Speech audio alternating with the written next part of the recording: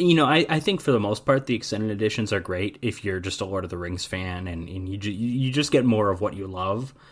If I were just, to a casual person, like, hey, do you want to check out the Lord of the Rings? I would not introduce them to the extended editions. Those are deeper cuts. You got to watch the original first. But I was also thinking, because I saw the extended edition of this relatively recently, and then I watched the theatrical versions of Two Towers and Return of the King not too long after that.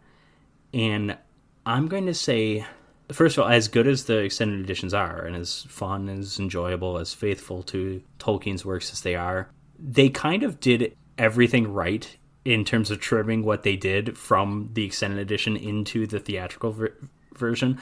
Just about every cut they make is for the better. So I agree. If I can jump in, I totally agree. I think everything that they cut, well, like in The Fellowship, most of the things they cut are just like extra fluff scenes or comedic scenes. Yeah, there's a few comedic moments. There's one, I will say there's a few scenes that play a bit better in the extended edition. I want to say when they first meet Galadriel, that scene's a bit more interesting when they're just like staring at her and she's communicating in Boromir's mind. I think that scene just plays better in the extended edition. I don't remember specifics as to why.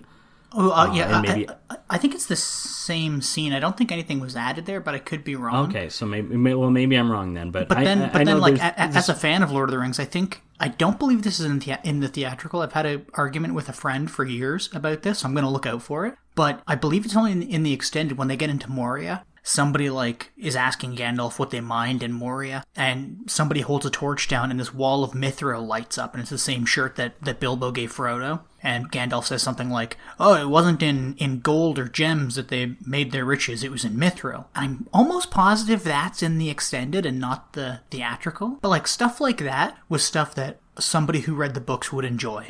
That was going to be what I was going to say. I don't remember that moment specifically, but there is a lot of detail from the books in the extended editions that are 100% not necessary for telling the story in a visual medium. And for example, never in the theatrical version of the films is it mentioned that Aragorn is actually 700 years old, or several hundred years old, 70. However old he is. Or is he 70? No, well, he's like but they talk about what race he is, and he's like from the Dunedain.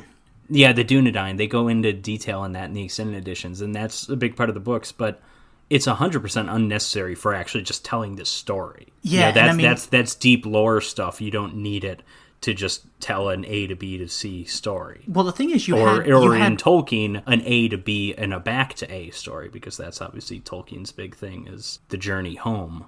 The extended edition of Fellowship is better at bridging this into a bigger story, which, this isn't making good sense. And I'll bring this all home. Give me a second here. But Okay. So, The Lord of the Rings, the three movies, it's all the same story. We can agree. It's one story. Mm-hmm. But within that one story, there's different things. For instance, you have what's going on in Gondor and the men fighting against the orcs, and the extended editions hint at that a lot earlier.